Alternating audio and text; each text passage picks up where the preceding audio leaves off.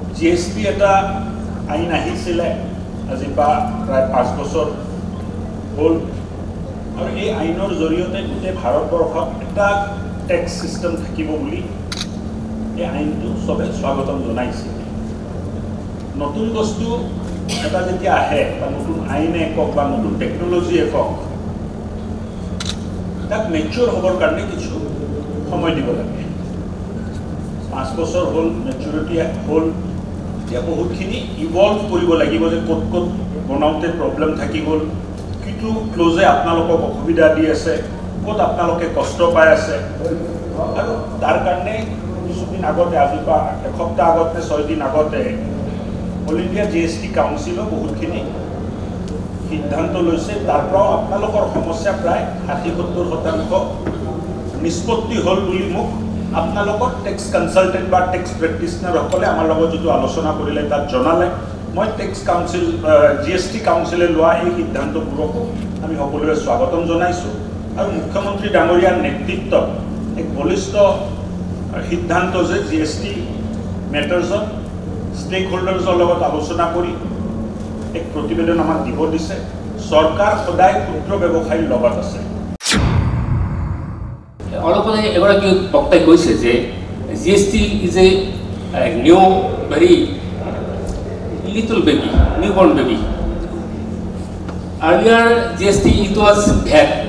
VAT was also newborn baby. আৰু আহি থকা দিনত further newborn baby will be more and more something very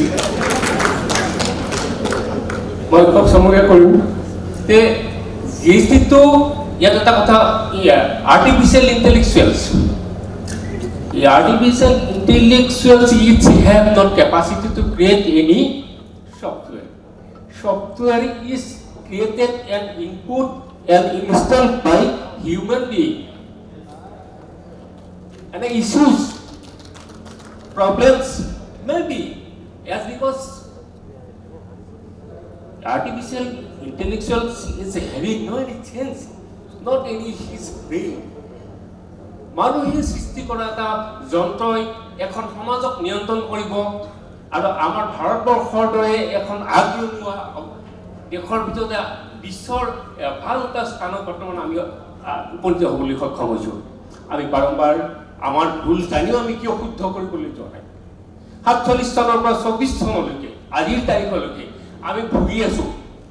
17-18 চনত ভেট আছিলে 200 টকা এটা মোৰ পৰা বোলে ইনপুট নে এনেকুৱা কিবা লেট হৈ গ'ল 1,07,000 টকা মোৰ পেনাল্টি দিছে। 1,07,000 মই পে কৰিছোঁ কাৰণ মোৰ ওপৰ মহলৰ লগত নাই। আমাৰ তাৰে যি ইনস্পেক্টৰ আছে বা সুপাৰিনটেণ্ডেণ্ট আছে তেখেতৰ লগত মই যোগাযোগ কৰিলোঁ। কৈছে নাই চিষ্টেমে কৰিছে। চাওক চিষ্টেমে কৰে, চিষ্টেমে ভুল কৰি গভৰ্ণমেণ্টক পইচা দিবলৈ হ'লে চিষ্টেম অ'কে। আপোনালোকৰ এটাই অনুৰোধ মোৰ বক্তব্য এইটোৱেই যে এই চিষ্টেমবিলাক ইয়াৰ পিছত আৰু কিবা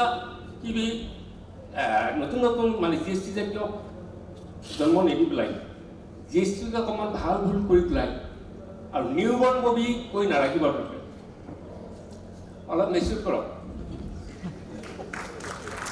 যাতে আমি এটা হাৰাশাস্তিৰ মুখামুখি হ'বলগীয়া নহয়। আৰু এই এটা বিশাল এটা ডিপাৰ্টমেণ্ট ফিনান্স ডিপাৰ্টমেণ্ট তাক আটাইতকৈ চোকা মগজৰ মানুহখিনি এমপ্লয়ী চৰকাৰী চাকৰিয়াল।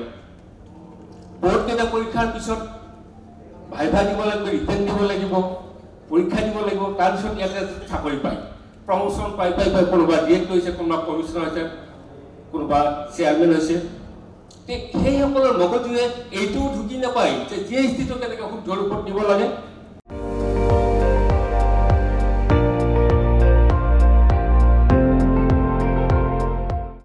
আপুনি চাই আছে ND24 সৰ্বশ্ৰেষ্ঠ নহয় সৰ্বোত্তমৰ দৌৰত।